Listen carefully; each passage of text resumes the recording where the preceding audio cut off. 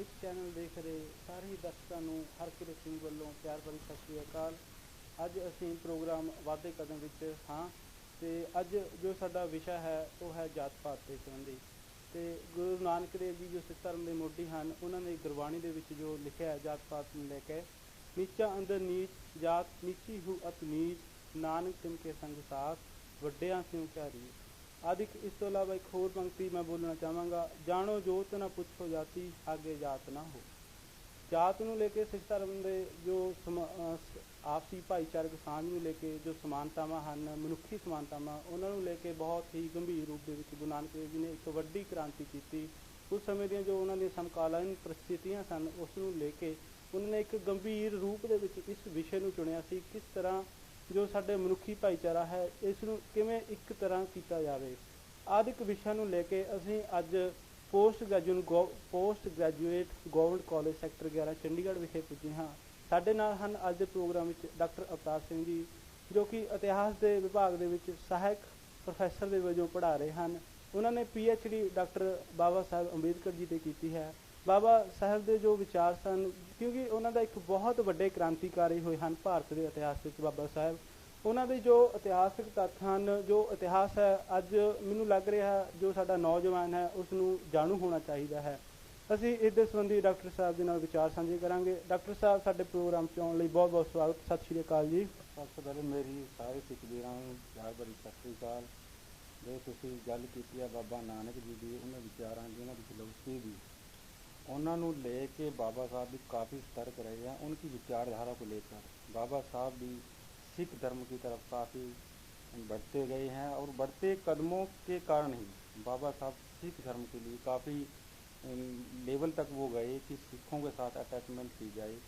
परंतु ये विषय एक अलग रहा है कि उनकी जो उस समय जो विचार प्रसारित हुए अमृतसर साहिब में, तो जैसे अकाली जो लीडरशिप थी, मास्टर तारा सिंह थे, प्रिंसिपल सुजान सिंह थे, गुरदयाल सिंह जी थे, तो इन्होंने काफ़ी प्रयास किया कि बाबा साहब डॉक्टर भीमराव अम्बेडकर सिख धर्म की तरफ बढ़ें। और बाबा साहब डॉक्टर भीमराव अम्बेडकर ने अपने एक जसवंत राय, एक अपने कैंडिडेट को अमृतसर साहब भी भेजा ताकि सिख जत्थों के साथ, अकाली लीडरशिप के साथ विचार साझा किए जा सके और सिखों क्यों ना सिख धर्म की तरफ बढ़ा जाए और सिख धर्म को अडोप्ट किया जाए या सिख धर्म अपनाया जाए। परंतु ये कुछ इतिहास में फैक्ट रह गए कि कुछ ऐसी परिस्थितियाँ पैदा हो गई कि बाबा साहब डॉक्टर भीमराव अम्बेडकर सिख बनने से रह गए। परंतु इसमें ये नहीं है कि बाबा डॉक्टर भीमराव अम्बेडकर जी सिख धर्म के प्रति उनके मन में कोई मैलापन था, ऐसा कुछ भी नहीं है। आज सिख कम्युनिटी बाबा साहब डॉक्टर भीमराव अम्बेडकर का तहे दिल से स्वागत करती है, उनका मान सम्मान करती है और बाबा साहब और उनकी करोड़ों लाखों संतानें सिख धर्म का मान सम्मान करती है और सिख कम्युनिटी के साथ वो हमेशा खड़ी थी, खड़ी हैं, खड़ी रहेंगी। परंतु मैंने जैसे अभी बताया कि कुछ लीडर्स होते हैं जिनके अपने पॉलिटिकल एजेंडा होते हैं, कुछ पॉलिटिकल इंटरेस्ट होते हैं। इस कारण से बाबा साहब की जो सिख धर्म के प्रति है वो ज़्यादा नहीं बढ़ पाए। परंतु अगर मैं देखा जाए जो उस समय की अकाली लीडरशिप थी उसमें मास्टर तारा सिंह वगैरह जो थे, मैं ये नहीं कहूँगा कि मास्टर तारा सिंह ने प्रयास नहीं किए, गुरदयाल सिंह जी ने प्रयास नहीं किया, सुजान सिंह जी, प्रिंसिपल सुजान सिंह जी ने प्रयास नहीं किया, प्रयास बहुत किए, परंतु कुछ ऐसा परिस्थितियाँ पैदा हो गई कि बाबा साहब सिख धर्म की तरफ नहीं बढ़ पाए या वो सिख नहीं बन पाए। और उसके पीछे क्या था कि उस समय जो जैसे कृष्ण बालक उस करके एक ऐसा व्यक्ति थे जो बाबा साहब को उस समय पंजाब की लीडरशिप ने एडवाइज किया कि पंजाब में भी छुआछूत मानी जाती है। जो निचला जो तबका है गांवों में, विलेज में, वहाँ पर भी जिस प्रकार से हिंदू धर्म में यानी कि छुआछूत अपनाई जाती है, शायद वहाँ पर भी सिख धर्म में भी ऐसा था। तो बाबा साहब इस चीज़ से डर गए और उस चीज़ को जब उनके सामने रखा गया तो वो थोड़ा पीछे हट गए। परंतु ये नहीं है कि वो सिखों का सम्मान नहीं करते, सम्मान करते थे। मेरे ख्याल से ऐसा मेरे को लगता है कि शायद ये परिस्थितियाँ रही। नंबर 2 पर अगर देखा जाए, जो उस समय की अकाली लीडरशिप थी, बाबा साहब के साथ लगभग 6 करोड़ डिप्रेस्ड क्लास के लोग आ रहे थे और अकाली दल को, अकाली लीडरशिप को भी ये लगा कि कहीं अगर 6 करोड़ लोग जो आते हैं तो जो वाइसराय की काउंसिल में जो नुमाइंदा होगा वो बाबा साहब अम्बेडकर का होगा या फिर अकाली दल का होगा। एक तो पॉइंट ये है कि शायद समझौता इस कारण से न हो पाया। दूसरा ये है कि अगर 6 करोड़ लोग आ जाते हैं तो फिर जो शिरोमणि गुरुद्वारा प्रबंधक जो कमेटी है उसमें वक्तव्य किसका होगा, बाबा साहब का या फिर अकाली लीडर का। मैं ये किसी का मैं स्पेसिफिक ये नाम नहीं करूंगा कि ये क्यों रह गई बात बीच में कि बाबा साहब सिख नहीं बन पाए, या अकालियों की तरफ से कमी रह गई, या सिखों की तरफ से कमी रह गई, या बाबा साहब की तरफ से कमी रह गई, परंतु समय के अनुसार कमी रह गई है। मेरे ख्याल से ऐसा मेरे को लगता है कि शायद बाबा साहब सिख बनने के कारण ये वजह शायद हो सकती है कि बाबा साहब सिख बनने से रहते रहते रह गए। तो डॉक्टर साहब ने बाबा साहब से PhD की है, तो बहुत ही डीपली जाके उन्होंने जो एक जो कार्रवाइयां उन्होंने अंदोलन किए अधिक बारे असी चर्चा करेंगे। सब तो पहला असी जानना चाहांगे डॉक्टर साहब कोलों कि बाबा साहब का जो निजी व्यक्तित्व जीवन सी वो किस तरह का सी, बाबा साहब किस तरह के व्यक्ति सन। देखिए, बाबा साहब डॉक्टर भीमराव अम्बेडकर का जन्म 14 अप्रैल 1891 में मध्य प्रदेश के मुंह नामक ग्राम में हुआ। बाबा साहब जो थे उनके फादर साहब का नाम रामजी पाल सकपाल, और 2 उनकी बहनें थी जैसे मंजुला और तुलसी, एक आनंदपाल बलराम। और जो बाबा साहब डॉक्टर भीमराव अम्बेडकर थे वो अपने फादर साहब की 14वीं संतान थे। बाबा साहब के दादा साहिब यानी कि ब्रिटिश आर्मी में एक हवलदार के पद पे थे, और उनके फादर साहब रामजी पाल सकपाल अम्बाबाडेकर वो ब्रिटिश आर्मी में एक सूबेदार के पद पर तैनात थे। बाबा साहब डॉक्टर भीमराव के फादर साहब बाबा साहब को काफी उच्च शिक्षा दिलवाना चाहते थे, परंतु उनकी परिस्थितियां कुछ ऐसी थी कि वो शिक्षाओं को दिलवाने के साथ साथ वो कहीं ना कहीं यानी कि छुआछूत की जो प्रॉब्लम है, जाति प्रथा की जो प्रॉब्लम है, अगर हम बाबा साहब डॉक्टर भीमराव अम्बेडकर के प्रारंभिक जीवन को उठाकर देखते हैं तो उसके बीच में हमें दिखाई देता है कि जब वो स्कूल में जाते हैं, स्कूल में जाते जाते यानी कि उच्च जाति के लोग उनके साथ अपमानित व्यवहार करते हैं, या जैसे हिंदू धर्म में जैसे वर्ण जो स्मृति है, मनुस्मृति है, वर्ण व्यवस्था जो थी, उसके कारण बाबा साहब का अंदर से वो विचलित हो जाते हैं। मेरे ख्याल से लगभग बाबा साहब की एज 6 या 7 साल की रही होगी जब उनकी मतलब उनकी माता बाजार में जाती है, बाजार में जाती है तो लोग उनको तरह तरह के ताने देते हैं कि छोटी जाति के हैं, कोई नाई उनके बाल काटने के लिए तैयार नहीं है, दुकानदार कपड़ा दिखाने के लिए तैयार नहीं है। जब बाबा साहब अपने स्कूल में जाते हैं उन्हें बाहर पढ़ाया जाता है, कमरे से बाहर निकाल दिया जाता है, कोई उन पर कीचड़ फेंकता है, कोई उन्हें पानी पिलाने के लिए तैयार नहीं है। मेरे ख्याल से उस समय बाबा साहब की एज 10 साल के लगभग रही होगी। अरे एक बच्चे के साथ इस प्रकार का अन्याय करना, ये किसी भी धर्म ग्रंथ में नहीं लिखा गया है कि किसी के साथ अन्याय किया जाए, परंतु इन अनुत्तरित प्रश्नों का उत्तर जानने की चेष्टा बाबा साहब डॉक्टर भीमराव अम्बेडकर के मन में रही थी कि लोग मेरे साथ अन्याय क्यों करते हैं, मेरे साथ दुर्व्यवहार क्यों करते हैं, मेरे फादर साहब के साथ क्यों दुर्व्यवहार करते हैं, मेरी फैमिली के पीछे क्यों पड़े हुए हैं। परंतु धीरे धीरे बाबा साहब बड़े होते जा रहे थे और उन्हें समझ आने लग गया था कि वे एक छोटी जाति से है जिसके कारण की लोग उनके साथ मिसबिहेव करते हैं, दुर्व्यवहार करते हैं। परंतु जैसे उन्हें मौका मिला तो इन सारे प्रश्नों का उन्होंने हल निकाल लिया और वो एक अच्छे समाज की संकल्पना करना चाहते, ये बाबा साहब ने अपने निश्चय कर लिया था। ਅਸੀਂ ਚਾਹਾਂਗੇ ਤੁਸੀਂ ਸਾਡੇ ਦਰਸ਼ਕਾਂ ਨੂੰ ਇਹ ਵੀ ਦੱਸੋ ਕਿ ਜੋ ਬਾਬਾ ਸਾਹਿਬ ਦੇ ਸਿੱਖ ਧਰਮ ਦੇ ਪ੍ਰਤੀ ਕੀ ਵਿਚਾਰ ਸਨ। देखिए, बाबा साहब डॉक्टर भीमराव अम्बेडकर सिख धर्म को काफी गहराई से वो अध्ययन किया और वो करना भी चाहते थे अध्ययन। और जैसे उन्होंने अध्ययन किया तो जो बाबा नानक की जो वाणी थी, जैसे लंगर पंगत और संगत जो है, एक स्थान पर बैठना, एक ही जगह गुरु का लंगर छकना, एक पंक्ति में बैठना, बाबा साहब भी यही चाहते थे कि एक पंक्ति में आए, एक पंक्ति में आकर एक जगह लंगर को छकना, जहाँ पर कोई जाति प्रथा ना हो, जहाँ पर कोई ऊंच नीच की भावना न हो। और गुरु बाबा नानक जी ने यही तो किया है कि जाति प्रथा को तोड़ा जाए, सामूहिक समूहों को बढ़ाया जाए। और जब ये अगर मैं इसमें थोड़ा सा और ऐड करूं कि अगर सिख धर्म में और हिंदू धर्म में थोड़ा जो अंतर है, बहुत ज्यादा अंतर है। अगर मैं एक प्रोमिनेंट बात करूं तो सिख धर्म जो है उसके बीच में कोई छोटा बड़ा ऊंच नीच सिखों किसी धार्मिक ग्रंथ में ऐसा नहीं कहा गया, परंतु हिंदुओं के धार्मिक ग्रंथ में छोटा बड़ा ऊंच नीच वर्ण व्यवस्था है। और बाबा साहब इस वर्ण व्यवस्था को, मनुस्मृति व्यवस्था को बिल्कुल सिरे से नकारते थे, बेशर्ते कि चाहे उनके लिए उन्होंने बहुत बड़े सैक्रिफाइस भी किए। यही सिख धर्म के बीच में और हिंदू धर्म के बीच में एक बहुत बड़ा अंतर है। और यही कारण है कि बाबा साहब डॉक्टर भीमराव अम्बेडकर और उनके अनुयायी ये चाहते थे कि बाबा साहब डॉक्टर भीमराव अम्बेडकर सिख धर्म की तरफ बढ़े, और वो बढ़े भी, परंतु उस समय की समकालीन परिस्थितियां ऐसी रही कि वो सिख बनते बनते रह गए। ਤੇ ਇੱਕ ਸਭ ਤੋਂ ਵੱਡੀ ਵੇਖਣ ਵਾਲੀ ਇਹ ਗੱਲ ਹੈ ਕਿ ਭਾਰਤ ਦਾ ਸੰਵਿਧਾਨ ਜਿਸ ਵਿਅਕਤੀ ਨੇ ਬਣਾਇਆ ਉਹ ਸੀ ਬਾਬਾ ਸਾਹਿਬ, ਤੇ ਐਡੀ ਵੱਡੀ ਜ਼ਿੰਮੇਵਾਰੀ ਬਹੁਤ ਹੀ ਸੰਜੀਦਗੀ ਦੇ ਨਾਲ ਉਹਨਾਂ ਨੇ ਨਿਭਾਈ ਸੀ। ਤੇ ਅਸੀਂ ਡਾਕਟਰ ਸਾਹਿਬ ਤੋਂ ਇਹ ਜਾਣਨਾ ਚਾਹਾਂਗੇ ਕਿ ਡਾਕटर साहब ਦੀ जो न्याय है ਉਹਦੇ ਪ੍ਰਤੀ ਕੀ ਉਹਨਾਂ ਦੇ ਵਿਚਾਰ ਨੇ। देखिए, सबसे पहले तो मैं अपनी आवाम को, अपनी जनता को ये बताना चाहूँगा, जहाँ भी ये चैनल जा रहा है, तो मेरी एक अपील है कि जो हम इंटरव्यू कर रहे हैं बाबा साहब की बिल्कुल स्वस्थ विचारधारा को हम सामने लाने की कोशिश कर रहे हैं। हमारा किसी भी व्यक्ति के साथ, किसी धर्म के साथ, किसी कास्ट के साथ हमारा कोई भी लेना देना नहीं है। हम सिर्फ एक उज्जवल पक्ष को, बाबा साहब की विचारधारा को संसार के सामने लेकर आना चाहते हैं, ताकि बाबा साहब के विचार जितने ज्यादा प्रसारित होंगे उतना ही ज्यादा समाज में न्याय, समानता, बंधुत्व बढ़ेगा और संसार प्रगतिशील होगा, प्रोग्रेसिव होगा। यही बाबा साहब ने न्याय के लिए काम करने का प्रयास किया है। ਭਾਰਤ ਦੀ ਰਾਜਨੀਤਿਕ ਇਤਿਹਾਸ ਦੇ ਵਿੱਚ ਉਹਨਾਂ ਦਾ ਕੀ ਸਥਾਨ ਹੈ ਅਤੇ ਉਹਨਾਂ ਦੇ ਜੋ ਵਿਚਾਰ ਨੇ ਸੰਵਿਧਾਨ ਦੇ ਪ੍ਰਤੀ ਉਹ ਕੀ ਹਨ। देखिए, बाबा साहब डॉक्टर भीमराव अंबेडकर को 29 अगस्त 1947 को ड्राफ्टिंग कमेटी का चेयरमैन बनाया गया।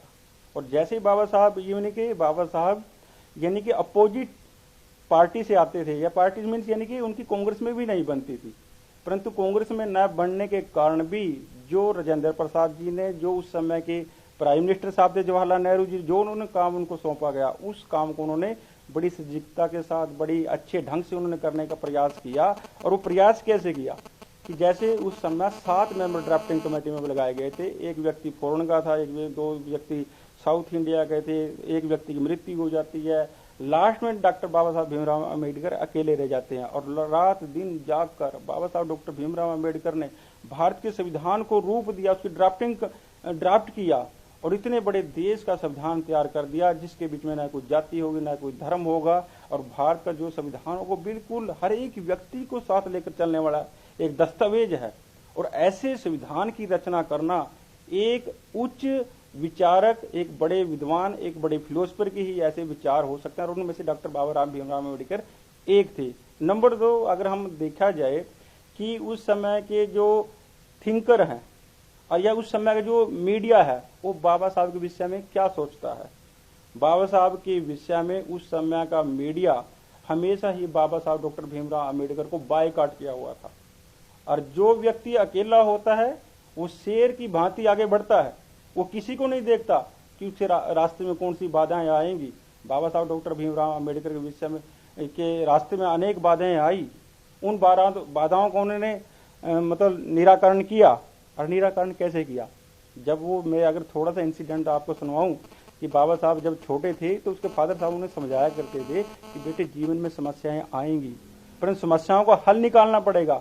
और कैसे हिम्मत के साथ लोग आपको रोकेंगे, परंतु लोगों ने रोका, परंतु उसके बावजूद भी हर एक समस्या का उन्होंने निकाला।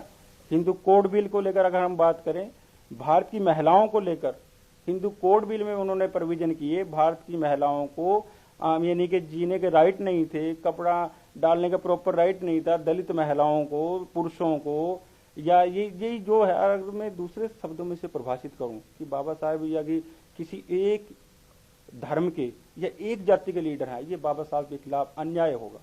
बाबा साहब को जब दूसरे धर्म के व्यक्ति, दूसरी जाति के व्यक्ति उसको पढ़ेंगे, उनकी विचारधारा को पढ़ेंगे, उनका एक नया रूप निकल कर सामने आएगा। मेरे ख्याल से ऐसा बाबा साहब के विषय में लोगों को सोचना चाहिए और ऐसी विचारधारा ही समाज में जानी चाहिए। ਭਾਰਤ ਦੇ ਇਤਿਹਾਸ ਵਿੱਚ ਹਿੰਦੂ ਕੋਡ, ਪੂਨਾ ਐਕਟ ਆਦਿ के जो ਅੰਦੋਲਨ ਹੋਏ ਸਨ, ਇਹਨਾਂ ਦੇ ਬਾਰੇ ਬਾਬਾ ਸਾਹਿਬ ਨੇ जो अपना अहमियत निभाई सी ਉਹਦੇ ਬਾਰੇ ਸਾਨੂੰ ਜਾਣਕਾਰੀ ਦਿਓ। देखिए, पूना पैक्ट 1932 में 1932 में जो हुआ है, पूना पैक्ट महात्मा गांधी और डॉक्टर BR अम्बेडकर के बीच में ये हुआ है। डॉक्टर BR अम्बेडकर ये चाहते हैं कि मैं किसी भी प्रकार का अन्याय सहन नहीं करूंगा।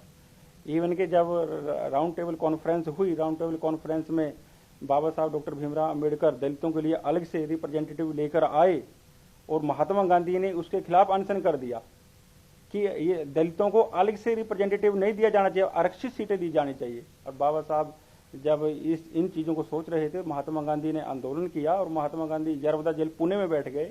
तो बहुत सारे उस समय के लीडर जैसे हमारे मदन मोहन मालवीय है या राजेंद्र प्रसाद जी है, इन लोगों के प्रयास से या फिर और कांग्रेस की लीडरशिप के प्रयास से बाबा साहब के बीच में और डॉक्टर के अपने महात्मा गांधी के बीच में पूना पैक्ट को लेकर समझौता हो गया और उसको ये कहा गया कि आपको आरक्षित सीटें दी जाती है, और महात्मा गांधी के सुजेशन को और उनकी जान को ध्यान में रखते हुए बाबा साहब ने इसको स्वीकार कर लिया। ये भी एक पूना पैक्ट का ही एक फैक्ट माना जाएगा, जो कि काफी अहमियत रखता है, और ऐसे विचारों से संसार को अवगत कराना बहुत अहमियत रखता है। ਬਾਬਾ ਸਾਹਿਬ ਨੇ ਬੁੱਧ ਧਰਮ ਨੂੰ ਚੁਣਿਆ ਤੇ ਜਿਹੜੇ ਉਹਨਾਂ ਦੇ ਅਨੁਯਾਈ ਸਨ ਉਹਨਾਂ ਨੇ ਵੀ ਨਾਲ ਹੀ ਉਹਨਾਂ ਨੂੰ ਬੁੱਧ ਧਰਮ ਨੂੰ ਸਵੀਕਾਰ ਕੀਤਾ। ਅਜਿਹਾ ਕਿਉਂਕਿ ਬਾਬਾ ਸਾਹਿਬ ਨੇ ਬੁੱਧ ਧਰਮ ਚੋਂ ਅਜਿਹਾ ਉਹਨਾਂ ਨੂੰ ਕੀ ਲੱਗਿਆ ਕਿ ਇਹਨੂੰ ਚੁਣਨੇ ਲਈ ਉਹ ਬੇਤਾਬ ਸਨ? देखिए, जो बाबा साहब ने बौद्ध धर्म को क्यों चुने, बहुत ही इम्पोर्टेंट क्वेश्चन आपने पुटअप किया है, और इसको लेकर बहुत लंबी बहस भी विद्वानों में पाई जाती है। बाबा साहब के साथ बचपन में बहुत सारा अन्याय हुआ, और जिस व्यक्ति के साथ अन्याय होगा, और जो मेरा अपना ऐसा मानना और बाबा साहब का भी ऐसा मानना था कि जिस धर्म के बीच में इंसान को ही इक्वल न माना जाए, ऐसे धर्म को मानने से इनकार कर देना चाहिए। क्योंकि धर्म जो है, धर्म इंसान के लिए है, इंसान धर्म के लिए नहीं है। इवन कि इस बात से भी इनकार नहीं किया जा सकता कि धर्म व्यक्ति की प्रोग्रेस को आगे बढ़ाता है। व्यक्ति को धर्म लिटरेरी करता है, यानी कि धर्म से ही प्योरिटी आती है। परंतु जब धर्म प्योरिटी लाने की अपेक्षा गलत कार्य में लिप्त पाया जाए तो फिर ऐसे धर्म को छोड़ देना चाहिए। बाबा साहब डॉक्टर भीमराव अंबेडकर ने 1927 में मनुस्मृति को जला दिया। मनुस्मृति को क्यों जलाया, इसके पीछे जाने की जरूरत है। मनुस्मृति में मनु जी महाराज ने इसकी रचना की, और मनुस्मृति में स्त्री और पुरुष को या पुरुष को जीने के राइट नहीं है। फिर बाबा साहब ये ऐसे बोलने लगे कि जिस धर्म में इंसान को इंसान के राइट नहीं है, फिर ऐसे धर्म को अपनाने का क्या फायदा। और वो उन्होंने 1927 में मनुस्मृति को जला दिया। और मेरे ख्याल से जलाना बाबा साहब का अपना एक निजी प्रयास था, और देखते देखते न केवल 1927 में बल्कि तत्कालीन समय में भी मनुस्मृति की प्रतियां हर साल जलाई जाती हैं, ताकि समानता, स्वतंत्रता, बंधुत्व को क्रिएट किया जा सके और बाबा साहब की विचारधारा को आगे बढ़ाया जा सके। उन्होंने 1935 में कहा था, इसमें 1935 में उन्होंने ये कहा था कि मैं दुर्भाग्य से हिंदू धर्म में पैदा हुआ हूं, परंतु मैं एक हिंदू के रूप में नहीं मरूंगा। जो क्वेश्चन आपने मेरे को पूछा कि बौद्ध धर्म की तरफ क्यों गए, लगभग बाबा साहब डॉक्टर भीमराव अंबेडकर ने 21 साल का समय हिंदू धर्म के लोगों को दिया कि वो अपने में सुधार कर लें। और इस बात में कोई दो राय नहीं है कि उस समय के हिंदू महासभा के जो चेयरमैन थे या उस समय की हिंदू महासभा थे, उस समय भी बहुत सारे हिंदू धर्म में बहुत बढ़िया लीडर थे जो बाबा साहब को चाहते कि वो हिंदू धर्म को अपनाए रखे। परंतु बाबा साहब ये चाहते थे कि समानता के आधार पर और जाति विहीनता के आधार पर हिंदू धर्म की पुनः संरचना की जानी चाहिए। और जब पुनः संरचना होगी, जब कोई छोटा या बड़ा नहीं होगा, तो डॉक्टर बाबा साहब भीमराव अम्बेडकर हिंदू धर्म को अपनाकर रखना चाहते थे। और वो कभी नहीं कहते थे कि मैं बौद्ध धर्म की तरफ जाऊं, परंतु मजबूरी में लोगों ने बौद्ध धर्म की तरफ पहुंचाया। क्यों पहुंचाया? क्योंकि वो इक्वलिटी लेकर नहीं आए, समानता लेकर नहीं आए, भाईचारे की भावना लेकर नहीं आए। अगर छोटा जो व्यक्ति होगा, जो छोटा व्यक्ति है, छोटे व्यक्ति को अपने साथ लगाकर उसके विचारों से अवगत कर, उसको प्यार से काम लेकर, उससे ज्यादा आप काम भी ले सकते हैं और उसके साथ ज्यादा सहानुभूति भी जिता सकते हैं। परंतु जब बाबा साहब के साथ मिसबिहेव होता गया और वो चाहता गया कि अब तो हिंदू धर्म में कुछ सुधार होने वाला नहीं है, और 1924 में बहिष्कृत हितकर्णी महासभा की भी स्थापना की गई। और बहिष्कृत हितकर्णी महासभा में 3 व्यक्तियों को, उसमें एक को चेयरमैन लगाया गया, 2 व्यक्तियों को उप चेयरमैन लगाया गया। और जो 2 उप चेयरमैन थे वो जनरल कास्ट से आते, यानी कि पंडित कम्युनिटी से आते थे। और बाबा साहब पे आरोप ये तय किए जाते हैं कि बाबा साहब सिर्फ दलितों के लीडर हैं। बाबा साहब दलितों के ही लीडर नहीं थे, बल्कि हर वर्ग के, हर व्यक्ति के, हर कम्युनिटी के वो लीडर के रूप में उभरे। और जो व्यक्ति ऐसा मानते हैं कि बाबा साहब सिर्फ दलितों के लीडर थे, मेरे ख्याल से उन व्यक्तियों को दोबारा सोचना चाहिए। और अगर कोई ऐसा कहता है बाबा साहब के कैरेक्टर के विषय में कि यानी कि एक छोटापन, या ऐसा मेरे को ऐसा लगता है कि वो बाबा साहब को सही प्रकार से पढ़ नहीं पाया, उसको स्टडी नहीं कर पाया, क्योंकि बाबा साहब छोटा कभी सोचते ही नहीं थे और उन्होंने हमेशा ही बड़ा ही सोचा। अच्छी विचारधारा उन्होंने सोची। यार 2 उपसभापतियों को उन्होंने जो लगाए हैं वो जनरल कैटेगरी से, ये बात ये प्रमाणित करती है कि वो दूसरे लोगों को साथ लेकर भी चलने के हिमायती थे। और दूसरे शब्दों में जो बीएस मुंजे थे, बीएस मुंजे ने प्रयास किए। और जो बाबा साहब के जो प्रारंभिक जो टीचर थे, एक टीचर के कारों से काफी वो उससे स्नेह करते थे। और बाबा साहब डॉक्टर भीमराव अम्बेडकर ने, उनका पूरा नाम था जो Amba Badekar, doctor B R Ambedkar Amba Badekar. Amba Badekar की अपेक्षा उसके टीचर का उपनाम अम्बेडकर था, और उस उपनाम को उसने अपनी पूरी लाइफ, तमाम लाइफ अपने जीवन के साथ लगा दिया। और इससे बड़ा प्रमाण क्या हो सकता है कि बाबा साहब एक सर्वसम्मति से सर्व हितकारी समाज की स्थापना के लिए वो हर समय प्रयास करते रहे, यही उनका एक प्रयास था। डॉक्टर अवतार जी, पिछले कुछ ਸਮੇਂ ਤੋਂ ਅਸੀਂ ਦੇਖਦੇ ਆ ਰਹੇ ਹਾਂ ਕਿ ਬਾਬਾ ਸਾਹਿਬ ਦੀਆਂ ਜੋ ਮੂਰਤੀਆਂ ਨੇ ਉਹਨਾਂ ਨੂੰ ਤੋੜਿਆ ਜਾ ਰਿਹਾ ਹੈ। ਕਿ ਇਹ ਸ਼ਰਾਰਤੀ ਅਨਸਰਾਂ ਅਨੁਸਾਰ ਕਿਉਂ ਕੀਤਾ ਜਾਂਦਾ ਹੈ? ਕਿ ਇਹਦੇ ਪਿੱਛੇ ਕੋਈ ਤਾਕਤ ਦਾ ਹੱਥ ਹੈ? ਤੁਸੀਂ ਕੀ ਕਹਿ ਸਕਦੇ ਹੋ? देखो पाजी, ये अगर मूर्तियां तोड़ते हैं तो देखिए, तोड़ने से तो कोई मूर्ति नहीं, किसी व्यक्ति को नहीं रोका जा सकती कौन कब किसकी मूर्ति तोड़ देगा। अरे जो बाबा साहब की मूर्तियां नहीं तोड़ी जाती, यहाँ तो हर व्यक्ति की मूर्ति तोड़ी जाती है जिसको भी लगाई जाती है। और न केवल इंडिया में बल्कि पूरे संसार में ट्रेंड चला हुआ है। परंतु ये मूर्ति तोड़ने से कुछ नहीं होगा।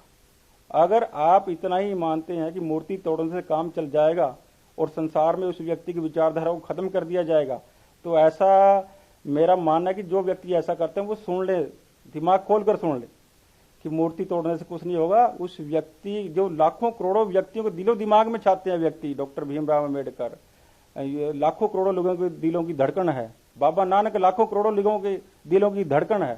तो अब कैसे आप मूर्ति तोड़ के काम चला दोगे? यहाँ बहुत सारे लोग ऐसे हैं जिनकी मूर्तियां तोड़ी जाती है, और उनमें बाबा साहब डॉक्टर भीमराव अम्बेडकर भी एक है। मूर्ति तोड़ने से क्या हो जाएगा? लोगों के दिलों को कैसे तोड़ पाओगे आप? और बाबा साहब डॉक्टर भीमराव अम्बेडकर लोगों के दिलों में है, और जब तक वो दिलों में रहेंगे वो युग युगांतरों तक इस देश की, संसार की वो सेवा करती रहेंगे। चाहे लोग मूर्तियां तोड़े या ना तोड़े, इस चीज से कोई फर्क नहीं पड़ता। अगर आप मूर्ति नहीं तोड़ोगे तो बाबा साहब की आप रिस्पेक्ट करोगे, तो आने वाले समय में उस बाबा साहब की कौमें, बाबा साहब के बच्चे, आने वाले जो स्ट्रेंथ हमारी है, जनरेशन जो हमारी है, वो आपको रिगार्ड करेगी। परंतु किसी भी महापुरुष की मूर्ति तोड़ना मेरे ख्याल से कोई भलाई का काम नहीं है, अच्छा काम नहीं है। आप अगर अच्छा नहीं कर सकते, बुरा भी मत आप करिए। यही मेरे ख्याल से बाबा साहब की को अच्छी श्रद्धांजलि होगी पूरे संसार को। अगर आप अच्छा काम करेंगे तो अच्छा फल आपको मिलेगा। जात पात ते छुआछात ਨੂੰ ਲੈ ਕੇ बाबा साहब की ਕੀ आइडियोलॉजी रही है? देखिए, छुआछात को तो बाबा साहब बिल्कुल ही नहीं मानते, जाति को वो बिल्कुल नहीं मानते थे। बाबा साहब तो सीधे कहे थे, जाति पाति नहीं पूछे कोई हरि को बजे सो हरि का होए। ये बाबा साहब की फिलोसफी रही। 2.5 अक्षर प्रेम का पढ़े सो पंडित होए। और जो ये कहते हैं कि मैं किताबें पढ़ के, पोथियां पढ़ के ऐसा काम कर जाऊंगा कि मेरे को लोग बड़ा विद्वान कहेंगे, बड़ा लेखक कहेंगे, बड़ा कवि कहेंगे, बड़ा थिंकर कहेंगे, तो मेरा ऐसा मानना है कि वो बड़ा थिंकर नहीं हो सकता पोथी पढ़ने से। आप बड़ी बड़ी डिग्रियां ले लीजिए, आप बड़े बड़े इख्तियार अखबारों में छुपा दीजिए, टीवी चैनलों पर आप दे दीजिए, जब तक आप आम कॉमन जनमानस के साथ नहीं जुड़ोगे, लोगों की भावनाओं के साथ नहीं जुड़ोगे, जाति पाति नहीं करोगे, छोटा बड़ा नहीं करोगे, ऊंच नीच नहीं करोगे, भेदभाव नहीं करोगे। जिस प्रकार से बाबा नानक ने लंगर पंगर और संगत की जो प्रथा चलाई, वो वैसे नहीं चलाई थी। वो प्रथा इसीलिए चलाई थी कि लोगों के बीच से अन्याय हट जाए, छोटे बड़े की भावनाएं हट जाए, ऊंच नीच की भावनाओं को बिल्कुल खत्म किया जा सके। और बाबा नानक जी को बाबा साहब अम्बेडकर ने भी पढ़ा है। और बाबा साहब ना केवल बाबा साहब ने मतलब बाबा नानक जी को भी पढ़ा, बल्कि सिखों के 10 गुरुओं को स्टडी किया है। और सिखों के 10 गुरुओं को आप उठा के देखिए, आप मतलब कहीं से भी आप गुरबाणी की आप किसी भी पंक्ति को आप पढ़ के देखिए, यानी कि रोम रोम को निखार देती है व्यक्ति के। और जब रोम रोम निखर जाए, किससे? वाणी से। वाणी का सत्कार करना आप सीखे। और बाबा साहब डॉक्टर भीमराव अम्बेडकर ने वाणी का सत्कार किया है। और यही एक कारण था कि बाबा साहब डॉक्टर भीमराव अम्बेडकर सिख धर्म की तरफ बढ़े थे, कि वहां ऊंच नीच नहीं है और हिंदू धर्म में ऊंच नीच है। ये भी एक कारण माना जाएगा कि शायद वो इस प्रथा को बिल्कुल खत्म करना चाहते और सिखों के प्रति वो मतलब बढ़े, ये भी एक कारण माना जाएगा उसमें। ਸਰ ਡਾਕਟਰ ਸਾਹਿਬ, ਕੀ ਤੁਸੀਂ ਮੰਨਦੇ ਹੋ ਕਿ ਅੱਜ ਦੇ ਆਧੁਨਿਕਤਾ ਦੇ ਸਮੇਂ ਦੇ ਵਿੱਚ ਜੋ ਇੰਡੀਆ ਦਾ ਯੂਥ ਹੈ ਜਾਂ ਭਾਰਤ ਦੇ ਲੋਕ ਨੇ, कि जो बाबा साहब ने विचार सन कि उन्होंने भुला दिता गया? देखिए, आज अगर मैं कहूं कि इस बात में कोई दो राय नहीं है, अगर बापू कांसीराम जी न होते तो आज के युग में बाबा साहब डॉक्टर भीमराव अम्बेडकर को भुला ही दिया गया था। क्योंकि बाबा साहिब को जो जिंदा किया मान्यवर कांसीराम जी ने। मान्यवर कांसीराम जी जो रोपड़ जिले के पंजाब से बिलोंग करते थे, और उन्होंने क्या, वो कांसीराम जी कहा करते थे कि मेरी एक किताब पढ़कर बाबा साहब की मेरा दिमाग हिल जाता है। जिस प्रकार से हम गुरबाणी का उच्चारण करते हैं और उच्चारण करते ही हमारे दिलो दिमाग में नई सोचन शक्ति पैदा होती है किसी भी धर्म ग्रंथ को स्टडी करने के पश्चात। उसी प्रकार से बाबा साहब की कोई भी किताब पढ़ने से हमारे दिलो दिमाग की धड़कन बढ़ती है और हम सोचते हैं कि बाबा साहब ने इस प्रकार से किस प्रकार से कार्य कर पाए। और ये जो चीजें हैं यही बाबा साहब की विचारधारा को आगे लेकर गई। जो विषय आप उठाने की कोशिश कर रहे हैं कि क्या उनकी विचारधारा को भुला दिया गया है। भुलाया गया कैसे कि लोग उनके साथ उनकी विचारधारा के साथ जुड़े तो हैं, हमारे पास सिर्फ आडंबर है, बाबा साहब नहीं है। और जिस दिन बाबा साहब हमारे पास आ गए हमारी विचारधारा भी हमारी होगी, पगडंडी भी हमारी होगी, रास्ते भी हमारे होंगे, सत्ता भी हमारी होगी और सत्ता के साथ साथ यानी कि समानता भी हमारी होगी। इक्वलिटी, समानता, बंधुत्व जब ये आ जाएगी। और इसी चीज को बाबा साहब लेकर आना चाहते थे। और बाबा साहब सत्ता को तो दूर दूर भागते थे कि सत्ता मेरे को नहीं चाहिए। क्योंकि बाबा साहब दिन रात क्यों जागते थे? क्योंकि उसका समाज सोया हुआ था। अपने समाज को आगे बढ़ाने के लिए, न केवल अपने समाज को बल्कि पूरे समाज को, समाज में यानी पूरे संसारिक सामाजिक परिदृश्य को वो बदलना चाहते हैं। और उस परिदृश्य को बदलने के लिए बाबा साहब ने दिन रात काम किया है। ये भी उनके प्रति श्रद्धा हमारी मानी जाएगी। ऐसा व्यक्ति इस देश में पैदा हुआ। परंतु यहाँ पर एक विडंबना, यहाँ पर एक ये भी मानी जाएगी कि भारतवर्ष में ऐसा व्यक्ति पैदा हुआ जिसने लाखों करोड़ों लोगों को नए दिशा निर्देश दिए, परंतु भारत में बाबा साहब डॉक्टर भीमराव अम्बेडकर का प्रॉपर सम्मान नहीं किया जाता। आप यूरोपियन कंट्री में आप जाइए, जैसे कि हमारे चैनल में यूरोपियन कंट्री में ये लाइव कास्ट होगा, तो यूरोपियन कंट्री में आप जाइए, अमेरिका में आप जाइए, इंग्लैंड में आप जाइए, बाबा साहब को बड़ा रिगार्ड किया जाता है। अभी पीछे से एक मैगजीन ने, मतलब कोलंबिया यूनिवर्सिटी के ने एक सर्वे करवाया। उस सर्वे के बीच में 200 व्यक्तियों को स्टडी किया गया और 200 व्यक्तियों के बीच में से बाबा साहब डॉक्टर भीमराव अम्बेडकर 10 व्यक्ति टॉप मोस्ट में आते हैं और उनका नाम पहले 10 व्यक्तियों के रूप में पहले नंबर पे आता है। और ये चीज इंडियन मीडिया ने नहीं उठाई है। और ये कारण भी एक ऐसा बनता है कि हम बात करने चाहते हैं बाबा साहब डॉक्टर भीमराव अम्बेडकर के विषय में, लोग बाबा साहब के विषय में बात करने की अपेक्षा उसे निग्लेक्ट करते हैं। और जब फॉरेन मीडिया से उठाएगा तो फिर वो विचार एक स्थान से दूसरे स्थान पर, एक कंट्री से दूसरे कंट्री में जाएंगे और उनकी विचारधारा का प्रचार होगा। और बाबा साहब यही चाहते थे कि प्रचार हो, समानता मिले, सभी को इक्वलिटी मिले, सब लोग मिलजुल कर रहे, ऐसी बाबा साहब की कामना रही है। ਜਿਵੇਂ ਕਿ ਪਿਛਲੇ ਸਮੇਂ ਬਿੱਲ ਭਾਰਤ ਦੇ ਜੋ ਕੇਂਦਰੀ ਸਰਕਾਰ ਨੇ ਇੱਕ ਬਿੱਲ ਪਾਸ ਕੀਤਾ, ਨਾਗਰਿਕ ਸੋਧ ਬਿੱਲ, ਇਹਦੇ ਬਾਰੇ ਕਿਹਾ ਜਾ ਰਿਹਾ ਕਿ ਕਿਸੇ ਨੂੰ ਕੋਈ ਹੱਕ ਨਹੀਂ ਕਿ ਬਾਬਾ ਸਾਹਿਬ ਦੇ ਜੋ ਸੰਵਿਧਾਨ ਰਚਿਆ ਸੀ ਉਹਦੇ ਵਿੱਚ ਤਬਦੀਲੀਆਂ ਕੀਤੀਆਂ ਜਾਣ। ਤੁਸੀਂ ਇਸ ਸਾਰੇ ਮਸਲੇ ਨੂੰ ਕਿਸ ਤਰ੍ਹਾਂ देखते हो? देखिए, जो मसला है, ये जो CAB जो गवर्नमेंट ऑफ इंडिया ने पारित किया है, ये एक सरकार का मामला है। परंतु अगर हम इस पे अपनी निजी तौर पर राय रखते हैं, मेरा अपना निजी फैसला है, मैं किसी सरकार की या फिर किसी की आलोचना नहीं करना चाहता, परंतु ऐसा मेरे को लगता है कि शायद ये संविधान के अनुच्छेद 14 का उल्लंघन शायद माना जाता है। इसमें क्यों माना जाता है? क्योंकि जो 14 में यह समानता स्वतंत्रता का जो राइट हमारे को दिए गए हैं, अगर आप हर एक धर्म को सम्मान रखते हैं तो फिर हर एक व्यक्ति के लिए वही उसी प्रकार का अमेंडमेंट आना चाहिए, उसी प्रकार के रूल रेगुलेशन हर एक वर्ग के लिए होना चाहिए। फिर आप एक वर्ग को छोड़कर आगे नहीं बढ़ सकते। मेरा तो सरकार से भी अनुरोध है कि अगर आप सिखों के लिए, ईसाइयों के लिए, या फिर आप बुद्धिस्ट के लिए, जैनिज्म के लिए कर सकते हैं, फिर आप मुस्लिम के लिए क्यों नहीं कर सकते? आप उनके लिए भी आप कर देना चाहिए। अगर आपकी नज़र में सभी सेम है तो फिर उनके लिए भी आपने करना चाहिए। तो मेरा ऐसा मानना है। अब अगर आप ये तर्क देते हैं कि 185 कंट्री उधर है जो मुस्लिम, तो मुस्लिम लोग वहां पर चले जाएंगे, अगर इस बात की क्या गारंटी है 185 कंट्री मान लीजिए मुसलमानों को शरण देंगे या नहीं देंगे? अगर भारत के मुसलमानों को, मैं इवन के सरकार की तरफ से स्पष्ट किया गया कि भारत में जो मुसलमान है उसको कोई डरने की जरूरत नहीं है, परंतु इस बात की भी कोई गारंटी नहीं है कि मुसलमानों को बाहरले कंट्री में शरण मिल जाएगी या नहीं मिल जाएगी। अगर आपकी नज़र में सभी सेम है, मेरी अपनी पर्सनल राय है, तो मेरे ख्याल से सरकार को भी अब सभी को सेम समझना चाहिए। हिंदू, मुस्लिम, सिख, ईसाई के चक्कर में न फंसकर यानी कि समानता के लिए, बंधुत्व के लिए और इंडियन कॉन्स्टिट्यूशन के अकॉर्डिंग कार्य करने चाहिए। मेरी ऐसी अपनी राय है। डॉक्टर साहब, इस प्रोग्राम के अंत में तुसीं भारतवाद दे संसारवाद जो संसार पद्धर ते लोकवाद ने डॉक्टर भीमराव अंबेडकर जी के जो विचारधारा उन्होंने संक्षेप में की मैसेज देना चाहोगे? देखिए, संक्षेप में मेरा एक ही मैसेज है कि आप बाबा साहब को जितना हो सके उतना आप पढ़ें। जितने बड़े विद्वान हैं, जितने बड़े हमारे धार्मिक गुरु हैं, चाहे हमारे बाबा नानक हो, सिखों के 10 गुरु हों, बाबा अपने जैसे अपने बाबा साहब डॉक्टर भीमराव अम्बेडकर हो, महात्मा ज्योतिराव फूले हों, स्वामी दयानंद सरस्वती जी हो, विवेकानंद जी हो, मैं सभी का अपने तहे दिल से रिगार्ड करता हूँ। देखिए, ये नहीं है कि स्वामी विवेकानंद जी का जन्म पंडित कम्युनिटी में हो गया, सरस्वती जी का जन्म पंडित कम्युनिटी में हो गया, स्वामी श्रद्धानंद जी का जन्म पंडित कम्युनिटी में हो गया, कि उनको नॉलेज नहीं है। अरे इतने बड़े विद्वान, इतने बड़े स्कॉलर, और मेरे ख्याल से जहां तक मैंने इन विद्वानों को स्टडी किया है, तो इनके विचारों में मेरे को नहीं लगता था कि ऊंच नीच छोटा बड़ा कहीं करते हैं, परंतु लोगों की छोटी मानसिकता उनके विचारों को सही ढंग से आम जनमानस तक नहीं पहुंचा पाती।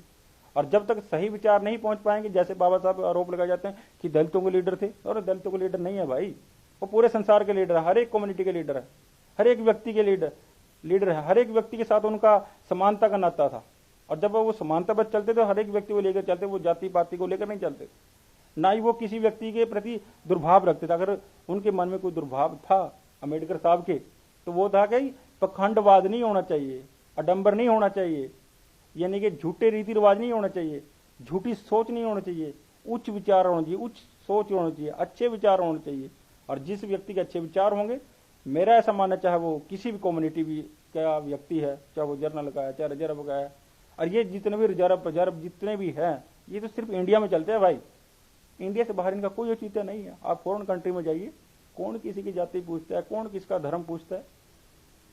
और जब तक आप लोग इस धर्म से बाहर नहीं निकलोगे, जाति से बाहर नहीं निकलोगे, इवन कि मैं धर्म को क्रिटिसाइज नहीं करना चाह रहा कि धर्म गलत है, बाबा साहब खुद भी मानते कि धर्म चाहिए व्यक्ति के लिए, प्योरिटी के लिए चाहिए, और धर्म हमें प्योर करता है। और ये भी आरोप लगाए जाते हैं कि बाबा साहब क्या धर्म को मानते थे? नहीं मानते, धर्म को मानते थे, और हिंदू धर्म को भी मानते थे, और बौद्ध धर्म को भी मानते थे, सिखिज्म को भी वो मानने का प्रयास किया, और गए, काफी हद तक गए, प्रयास भी किए, नेगोशिएशन भी हुई, वार्तालाप भी हुई, परंतु कुछ समय था कि वो रह गई, संतकालीन परिस्थितियों में वो स्टेबल नहीं हो पाए, बुद्धिज्म की तरफ बढ़ गए।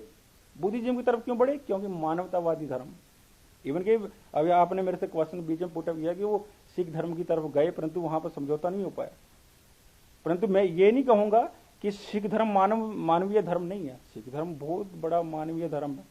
और मेरा ऐसा मानना है कि मैं खुद भी, इवन कि मैं सिख हिंदू धर्म से बिलोंग करता हूं, परंतु मैं जितने भी मैं सिख कम्युनिटी में जहां पर भी जाता हूं, गुरुद्वारा साहब में कहां पर भी दर्शन करता हूं, बिल्कुल नीचे पड़कर गुरु ग्रंथ साहब के सामने पढ़कर माथा टेका जाता है। उसका मीनिंग ही एक है कि आपके बीच में ईगो, अभिमान, मोह, लोभ, अहंकार नहीं होना चाहिए। और जब तक ये मोह, लोभ, अहंकार नहीं मरेगा, तब तक आप किसी भी धर्म की फिलोसफी को आम जनमानस के पास लेकर नहीं जा सकते। और बाबा साहब यही चाहते थे कि जो अभिमान हिंदू धर्म में है, जो ईगो है, जाति की, धर्म की, छोटे की, बड़े की, ऊंच की, नीच की, ये विचारधारा निकाल दीजिए। अगर हिंदू धर्म से आज भी ये विचारधारा निकल जाती है, मेरे ख्याल हिंदू धर्म बहुत आगे बढ़ सकता है। और क्यों कि बढ़ेगा कैसे? आज लगभग मेरा अपना डाटा है, मेरे ख्याल से आज लगभग SC, OBC, ST 40 करोड़ के करीब हैं। अगर वो लोग ये मान लें कि बाबा साहब की विचारधारा को हमने आगे बढ़ाना है, तो आगे बढ़ेगी, ना केवल SC, BC, OBC, मैं तो ये मानता हूं हर वर्ग माने। क्योंकि जो बड़ा व्यक्ति होता है, जो बड़ा थिंकर होता है, उसकी कोई जाति नहीं होती, वो क्या है, सर्व मान्य लीडर होता है।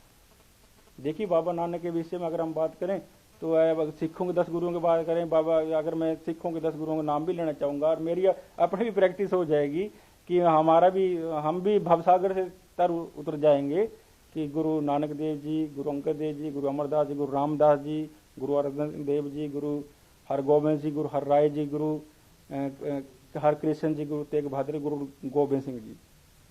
और मैंने सिख धर्म के प्रति मेरी अगाध श्रद्धा है, और मैंने बाबा कन्हैया जी के ऊपर और भाई जगता जी के ऊपर मैं शोध कार्य भी मैं करा चुका हूँ। और सिख धर्म को जहाँ तक मैं समझता हूँ, और लगभग 10 सालों से मैं हिस्ट्री, कल्चर ऑफ पंजाब भी मैं पढ़ा रहा हूँ, और मैंने जहाँ तक स्टडी किया कि मेरे को दिखाई नहीं देता कि सिख धर्म में कहीं पर छोटा बड़ा है। और यही मूल अंतर हिंदू धर्म में और सिख धर्म में दिखाई देता है कि सिख धर्म का जो ग्रंथ है, गुरु ग्रंथ साहिब, उसके बीच में कहीं पर भी यानी कि छोटे बड़े की ऊंच नीच की भावना हमें दिखाई नहीं देती।